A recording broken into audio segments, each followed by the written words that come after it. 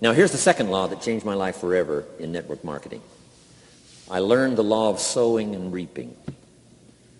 And in the law of sowing and reaping is also the story of the law of averages. Jot this down. The story of the sower comes from the Bible. I'm an amateur on the Bible, but this is such a useful story. Here's what the story says. And take the notes because the drama's in the details. The sower was ambitious. Evidently he was ambitious. When you read the whole story, you'll conclude, yes, this was an ambitious sower. Here was number two. He had excellent seed. The sower who sowed the seed had excellent seed. And the excellent seed could be an excellent opportunity, an excellent product, an excellent story. So we've got an ambitious sower with excellent seed. But now here's the rest of the details of the story. For your information, for the drama of your life, so you can understand things better. Learning some of this is how I got rich by age 31. Okay. Number one, it says the sower goes out to sow the seed, but the first part of the seed falls by the wayside and the birds get it. So jot this down. The birds are going to get some of the seed. The birds are going to get some of the seed. Now you say, well, Mr. Arnold, what does that mean? Well, I invite John to come to a meeting. He said he'd be there Tuesday night. Tuesday night I show up, John isn't there. I say, John, I wonder why John didn't make it. Now I know the answer. The birds. The birds. John had this great idea of coming to the meeting to look at an opportunity, and somebody stole it and said, you're not going to go see network marketing. And he says, well, maybe not. So have you jotted that down now? The birds are going to get some. Now, when the birds get some, you've got two options. Number one is to chase birds. And say, well, let me get a hold of the person that talked him out of coming to the meeting. I'll tear him a new page. But I wouldn't do this. Here's what happens if you go chasing birds. You leave the field. If you go chasing birds now, you leave the field, which is going to distract from your future, not add. So you can't chase birds and try to straighten this stuff out.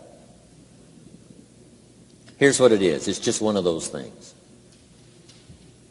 And here's the best comment when things are a little disappointing. Isn't that interesting? You just have to say, I thought sure he would be there. He promised me. He promised me.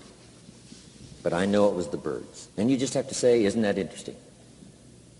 Now, here's the rest of the story. It says, the sower kept on sowing. See, that was the secret to his success. He kept on sowing. And if you keep sowing, you can sow more than the birds can get because there aren't enough birds.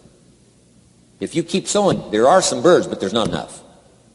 Because the law of averages will work for you. My mentor taught me, he said, you know, Mr. Owen, there's only 9 or 10 real nasty, miserable people in the whole world. Now he says they move around a lot, you know, and you're liable to... You'll bump into one once in a while. But when you bump into one, you say, there's only 9 more like you. I can handle that in the whole world. Okay. Now here's what else it says. The sower now keeps sowing the seed. Now the seed falls, the story says, on rocky ground where the soil is shallow. And the rocky ground where the soil is shallow is not of your making. Because you had excellent seed and you were an ambitious sower. So the rocky ground where the soil is shallow is not of your making. But here's what it says what happened. This time, the little seed that falls in the ground starts to grow. And the little plant starts to grow. But the first hot day, it withers and dies. It dies. Not an easy thing to watch. I finally get John started. Sure enough, 3 or 4 days later, somebody says, boo! And he goes...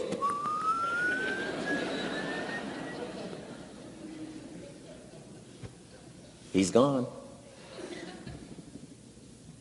Doesn't show up at the second meeting. And I say, I thought sure John would last a week. What happened? Jot this down. The hot weather is going to get some. And this is not of your making. Here's what you must say when that happens. Isn't that interesting? Wow. What can you do? The answer is nothing. You say, well, I'm going to try to change this. I wouldn't take that class. You know, the sun comes up in the east. Somebody says, why is that? I wouldn't spend much time on that. Just let that happen. Don't go for this why stuff. I'm giving you the answers here. The answers is in the structure and the consequences and in the deal. The answer is in the deal. Anything beyond that is not worth study. You say, well, how come some just last a little while? I wouldn't sign up for that class. Here's the answer. Some don't stay. You just have to jot that down. And when some leaves, you say, that's one of those that don't stay. Now you know what category to put them in. And you can't solve this now. It's like rearranging the seasons. You can't fool with that. All you can do is cooperate with the way things are set up. I didn't set it up. You say, well, it shouldn't be this way. Well, when you get your own planet, you can rearrange this whole deal. But on this planet, you're a guest. You got to take it as it comes. Now, here was the secret to the ambitious sower with good seed. It said he kept on sowing. Now, here's what he had to do to keep on sowing. He had to discipline his disappointment. This is a key phrase now to use the rest of your life. You must learn to discipline your disappointment. Because you didn't set up the setup, and some are not going to stay, and that is not of your making.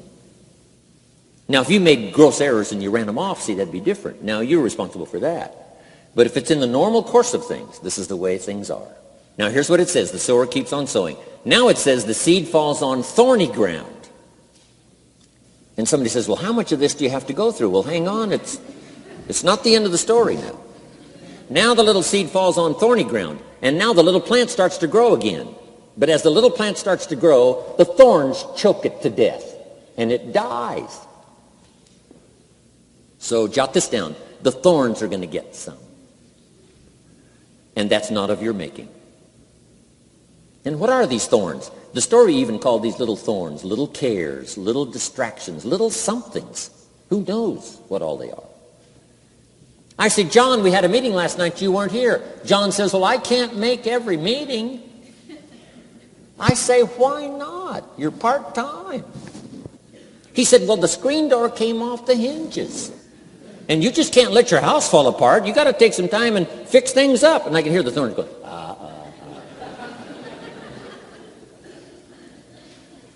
He says some extra trash had piled up in the garage. You can't let mountains of trash take over. You got to keep your trash hauled out. People who let little things cheat them out of big opportunities. People who let little things cheat them out of big opportunities. And you feel almost helpless. What could I do about that? And that's nothing. And you say, well, why is this? I'm asking you not to sign up for that class. Don't sign up for these why is this class. It's just the way it is, like winter following fall and spring following winter. So if you got that, the thorns are going to get some. But now here's the good news. Let's read the rest of the story now quickly. The sower now what? Keeps on sowing the seed. Keeps on sharing the story. Keeps on giving an invitation. Yes, the invitation can be more powerful for me as it was 1 year later than it was the first month. Because now I'm saying I'm making twice as much money part-time as I'm making on my full-time job. Yes, the story can be more powerful, but the law of average is still going to work. But now here's what the story said. Finally, the seed falls on good ground. Finally, the seed falls on good ground. Now put this in parentheses. It always will, if you keep sowing. If you share a good idea long enough, it will fall on good people. But now here's the rest of that story. Some of the good ground did 30%. And some of the good ground did 60%. And some of the good ground did 100%. You say, well, why the difference in numbers? I wouldn't sign up for that class. Go on. Have I said that often enough now? Don't register for that class. It's just the way it is. Now, I tried to get the 30s to do 60. found out it was more than I could handle. I used to say, I'll make them successful if it kills me. I almost died. No, you can't do that. Here's what you do. Let the 30s do 30 to the best of their ability and keep doing 30, because that's how they build their lifestyle and get what they want out of life. And let the 60s do 60, and let the 100s do 100s. Now, how can you get some to do 100%? You got to go through all these experiences, and you got to talk to all these people.